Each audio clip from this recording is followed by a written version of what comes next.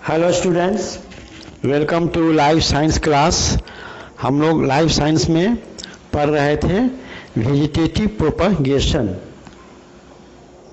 मैं मास्टर इरशाद खान आपकी खिदमत में हाजिर हूँ। तो पिछले सबक में हम लोग पढ़े थे कि वेजिटेटिव प्रोपगेशन के दो किस्में होती हैं। एक को कहते हैं नेचुरल वेजिटेटिव प्रोपगेशन और दूसरे को कहते हैं आर्टिफिशियल वेजिटेटिव प्रोपगेशन। तो हम लोग कुदरती नमूई तौलीद यानी नेचुरल वेजिटेटिव प्रोपगेशन पढ़ चुके थे और उसमें हमने देखा था कि किस तरह से एक पौधे के जड़ से या तना से या पत्तियों से जो है दूसरे पौधे के जो है जन्म लेते हैं। तो आज हम लोग देखेंगे कि आर्टिफिशियल वेजिटेटिव प्रोपगेशन क्या है। आर्टिफिशियल वेजिटेटिव प्रोपगेशन यानी मसनूई नमूई तौलीद। जब लोगों ने देखा कि पौधे जो है कुदरती तौर पर जो है मैंने अपने पौधों के दूसरे हिस्से जैसे कि जड़ हुआ या तना हुआ या पत्ते हुए, इन मकामात से जो है नए किस्म के पौधे जन्म लेते हैं। तो लोगों ने ये इस मुशाहदा को करने के बाद लोगों ने सोचा क्या कि किसी इंसान जो है अपने कोई मसनूई तरीके से भी जो है पौधों को जो है मैंने उसके अंदर जो तौलीदी अमल कर सकता है, यानी मसनूई तरीके से जो है मैंने एक पौधे से दूसरे पौधे की पैदाइश की जा सकती है या नहीं। इसमें लोगों ने तजुर्बा किया और तजुर्बा कामयाब रहा और इस तरह से मुख्तलिफ़ किस्म के तरीके निकल आए जिसके ज़रिए से जो है पौधों में जो है मसनूई नमूई तौलीद की जाती है। तो आर्टिफिशियल वेजिटेटिव प्रोपगेशन दरअसल है क्या, इसे हम कैसे डिफ़ाइन करेंगे। तो इसका डिफिनेशन बस सिंपल यही है कि मसनूई तरीक़ों के ज़रिया पौधों के मुख्तलिफ़ हिस्सों से नए पौधे पैदा करने के अमल को मसनूई नमूई तौलीद कहा जाता है। फिर से सुनिए, मसनूई तरीक़ों से यानी आर्टिफिशियल मेथड से पौधों के मुख्तलिफ़ हिस्सों से, ठीक है, पौधों के मुख्तलिफ़ हिस्सों से नए पौधे पैदा करने के अमल को हम आर्टिफिशियल वेजिटेटिव प्रोपगेशन कहते हैं। अब आर्टिफिशियल वेजिटेटिव प्रोपगेशन कई तरीक़ों से होता है। उनके देखिए यहाँ पर नाम लिख दिए गए हैं, different methods of artificial vegetative propagation. यहाँ पर होगा वेजिटेटिव प्रोपगेशन, वेजिटेटिव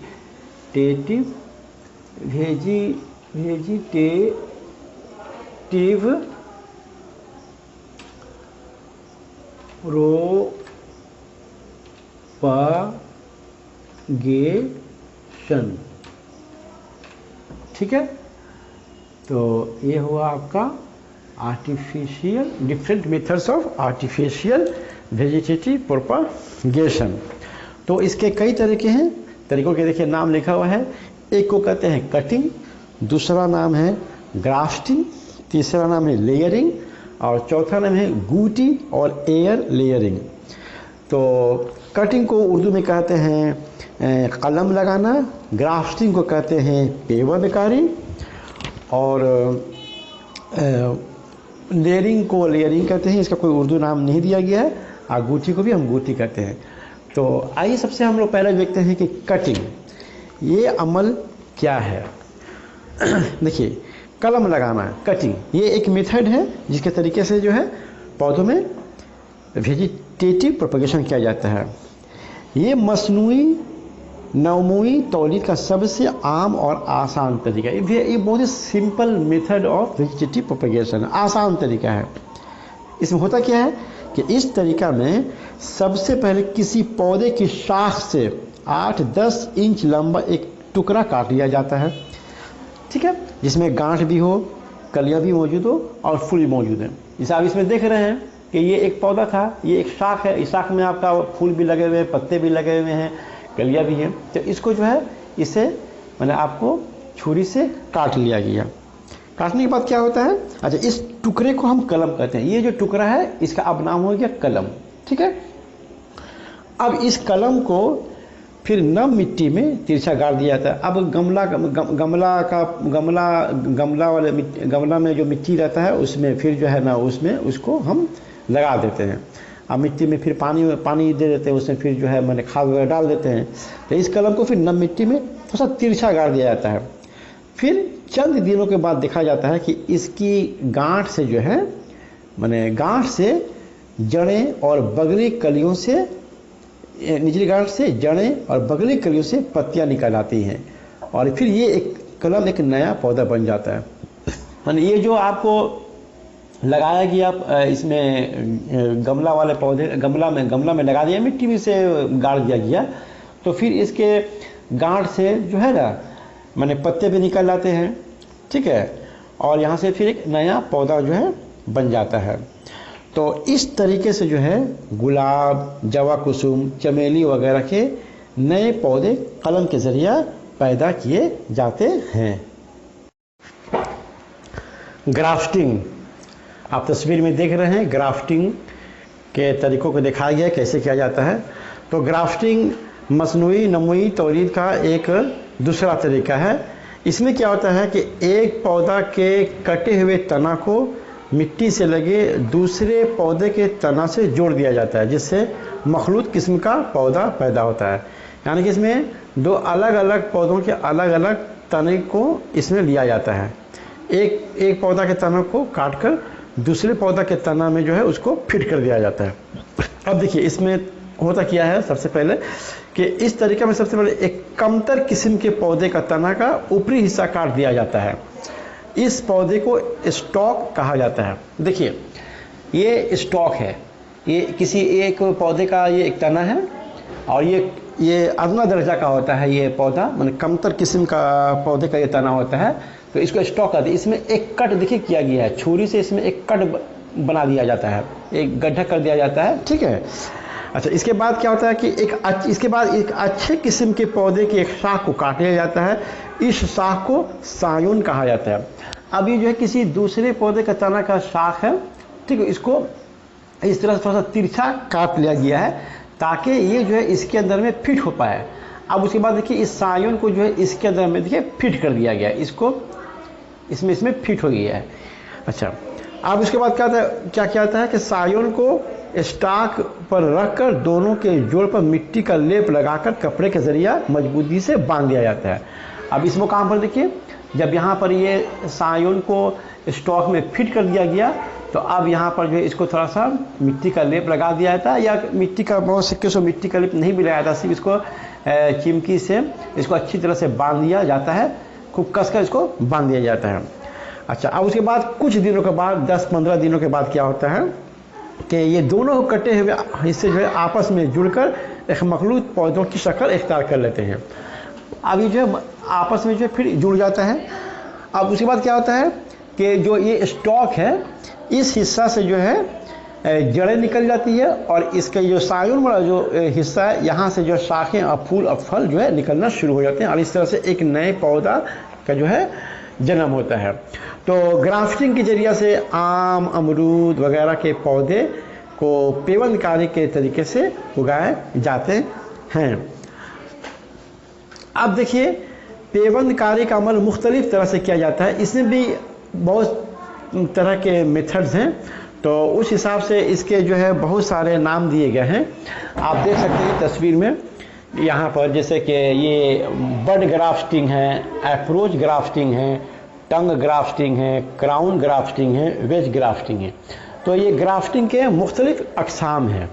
अब जैसे मसलन देखिए इसमें ये अप्रोच ग्राफ्टिंग में क्या होता है कि ये इसमें ये एक गमला वाला पौधा है, ठीक है, तो इसके और ये एक दूसरा पौधा है, ठीक है। अब इसके शाख को जो है और इस माने इस पौधे के शाख को जो है यहाँ पर दोनों को काट कर एक दूसरे के साथ जो है काट कर इसको जोड़ दिया गया और उसे लपेट कर बांध दिया गया है, ठीक है। तो यहाँ पर क्या है कि दोनों ही पौधों की जो है जड़ें लेकिन जो है मिट्टी के अंदर में मिट्टी से जुड़ी हुई है, ठीक है। उसी तरह से देखिए ये क्राउन ग्राफ्टिंग है। क्राउन ग्राफ्टिंग में क्या होता है कि जब कोई स्टॉक बड़े साइज का होता है तो उस पर 2 या 4 जो है सायोन इसमें जो फिट किए जा सकते हैं। तो ये हो गया आपका क्राउन ग्राफ्टिंग। और इससे पहले जो दिखाया गया था ये है वेज ग्राफ्टिंग। इसमें जो क्या होता है कि वही थोड़ा सा इसमें ये थोड़ा तिरछा काटा जाता है ताकि इसके अंदर फिट होने पाए। तो कहने का मतलब है कि ग्राफ्टिंग के ये अलग अलग जो है तरीका एक ही है। इसमें होता क्या कि एक तना को जो है काट दिया जाता है उसको तिरछा, और फिर दूसरे को भी उसको सायोन कहते हैं।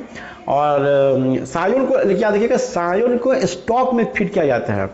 स्टॉक नीचे रहता है और सायोन ऊपर रहता है। देखिए इस तस्वीर में देखिए आप, ये स्टॉक हमेशा नीचे रहेगा और सायोन ऊपर रहेगा। अब दोनों ही में कटिंग की जाती है, दोनों ही कट किया जाता है। इसे थोड़ा तिरछा काटा जाता है ताकि इसे फिट होने पाए। तो सायोन हमेशा ऊपर रहेगा और स्टॉक नीचे रहेगा। तो सायोन को स्टॉक के अंदर में जो है फिट कर दिया जाता है। तो ये है ग्राफ्टिंग का तरीका। तो ग्राफ्टिंग के जरिए से कमतर किस्म के पौधों से अच्छे किस्म के फल और फूल हासिल किए जाते हैं। ये इसकी अहमियत है। लेयरिंग का तरीका, अब इस तरीके में देखिए किस तरह से जो है पौधे की जो है नए पौधे की पैदाइश होती है। देखिए इसमें आप देख सकते हैं ये एक पौधा है।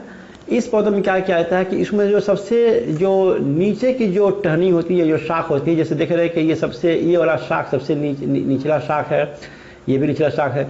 इसमें क्या होता है कि नीचे वाले शाख को दरमियान में क्या कहते हैं, इसको अच्छी तरह से छील दिया जाता है। छील देने के बाद फिर इसको जो है मिट्टी में इसको जो है मैंने गाड़ दिया जाता है। और ये वाला जो हिस्सा है इसको जो है एक बांस के जरिए से इसको सपोर्ट दिया जाता है। ठीक है, तो यहाँ भी देख सकते हैं। कुछ दिनों के फिर इसके बाद जो इसके अंदर जो है पानी इसमें लगातार थोड़ा दिया जाता है। कुछ दिनों के बाद फिर जो है यहाँ से जो है जड़ें निकल आती है, एडवेंटिशियस रूट निकल आती है। फिर इसको जो है काट कर जो है फिर अलग कोई गमला वाले पौधों में गाड़ देने से फिर एक नया पौधा बन जाता है। तो ये है सिंपल लेयरिंग का तरीका। तो इसको एक बार हम देख लेते हैं कि इस अमल में पौधे की निचली शाख के कुछ हिस्से के छाल को छीलकर उसे झुकाकर मिट्टी में इस तरह से दबा दिया जाता है कि उसका अगला सिरा ऊपर उठा रहे। यानी ये निचली शाख है, इसको मिट्टी के इसको थोड़ा सा झुका दिया गया है और इसकी छाल को छील दिया गया है और इसको मिट्टी में जो है दबा दिया गया है और इसमें फिर रोजाना इसमें पानी दिया जाता है। ठीक है, चंद दिनों में उस जगह पर खारजी जड़ें निकलकर मिट्टी को पकड़ लेती है। फिर चंद दिनों बाद यहाँ से खारजी जड़ निकल जाती है, माने एडवेंटिशियस रूट निकल जाती है। फिर शाख को असल पौधे से काटकर अलग कर देने से एक नया पौधा बन जाता है। फिर बाद में इसको यहाँ से जो है काट लिया जाता है, काट कर फिर जो है एक अलग पौधा बन गया। आज को फिर से गमला में मिट्टी उट्टी खाद देकर फिर उसके अंदर में इसको लगा दिया जाता है। तो ये है एयर लेयरिंग का तरीका। तो इस तरीके से लेमू, नाशपाती, बेली, जवा, कुसुम वगैरह के पौधों को इस तरह से उगाए जाते हैं। इसके बाद है एयर लेयरिंग का तरीका, इसे गूटी भी कहते हैं। तो ये उस वक्त किया जाता है जब शाख को झुकाकर ज़मीन में दबाना मुमकिन ना हो। इससे पहले वाला में क्या था कि ये पौधा है कि इसके शाख को हम जो झुकाकर ज़मीन में इसको दबा सकते हैं। लेकिन जब ये तरीका जब दूसरे पौधों में नहीं होने पाएगा कि उसके शाखों को जो है ना ज़मीन में झुकाकर उसमें दबा सके, तब ये एयर लेयरिंग का मेथड जो है इस्तेमाल किया जाता है। तो इसमें क्या होता है कि इस तरीका में एक शाख के कुछ हिस्से की छाल को छीलकर उस हिस्से पर गोबर मिली हुई मिट्टी का लेप लगा देते हैं और फिर उसको अच्छी तरह से कोई पॉलीथीन से जो उसको लपेट दिया जाता है। माने यहाँ आप देख रहे हैं कि ये कोई शाख है, ठीक है। तो यहाँ पर जो है इसके शाख को अच्छी तरह से छील दिया गया है और उसके बाद यहाँ पर गोबर वाली मिट्टी को यहाँ पर देकर इसको बिचाली से या किसी पॉलीथीन से जो है इसको कवर करके अच्छी तरह से बांध दिया गया है। ठीक है, अच्छा। और कभी कभी क्या होता है कि इसके फिर ऊपर से जो है ना इस पर पानी टपकाने के लिए कुछ इंतज़ाम कर दिया जाता है ताकि जो इस पर दरमियान में इसके ऊपर पानी टपकता रहे, ड्राई नहीं होने पाए। अच्छा, इसके बाद चंद दिनों के बाद उस हिस्से से खारजी जड़ें निकल आती हैं। अब 15-20 दिन या 1 महीने के बाद जो है फिर इसको जब ये पॉलीथीन को जब हटा कर देखा जाता है तो उसमें हम देखते हैं कि वो जो गोबर वाला मिट्टी जो वहाँ पर जो कटे हुए हिस्से में जो छीला हुआ हिस्सा जो लगा हुआ था उसमें से कुछ खारजी जड़ें जो हैं निकल कर आ गई हैं। अब फिर इस शाख को क्या किया जाता है, इसको फिर काट लिया जाता है। काट कर फिर किसी गमला में मिट्टी रख कर फिर उसमें इसको गाड़ दिया जाता है। फिर बाद में जो है फिर उससे एक नया पौधा जो है तैयार हो जाता है। तो ये एयर लेयरिंग का तरीका है। एयर लेयरिंग माने कि यहाँ जो लेयरिंग किया गया ये दरख्त के शाख के ऊपर ही किया गया। और इससे पहले वाला सिंपल लेयरिंग क्या था कि उसको मिट्टी के अंदर में दबा कर किया गया था। अब देखिए दोनों ही केसेस में एयर लेयरिंग हो या सिंपल लेयरिंग हो, दोनों ही में जो है जी माने दरख्त के माने शाख के जिस हिस्से को काटा जाता है वहाँ से जो है खारजी जड़ें निकल कर चली जाती हैं। तो इस तरीके से जो है लीची, लेमू, आम, अमरूद वगैरह के पौधों को जो है माने पैदा किया जाता है। तो ये था माने आर्टिफिशियल वेजिटेटिव प्रोपगेशन के तरीके। तो इसमें हमने 4 तरीके हमने पढ़े आज, और यही 4 तरीके अमूमी तौर पर जो है राइज हैं: कटिंग, ग्राफ्टिंग, लेयरिंग और गुटी। तो ये था आज का हमारा सबक। अच्छा, इसमें जो है अगर आपको इस तस्वीर के अगर समझ में नहीं आया होगा तो हम इसमें कुछ वीडियो इसमें हम ऐड कर दे रहे हैं, उस वीडियो को भी देख लीजिए। तो इसमें और जो है आपको जो है ना माने कंसेप्ट जो क्लियर हो जाएगा। तो हम इसको वीडियो को हम जोड़ दे रहे हैं, देखिए।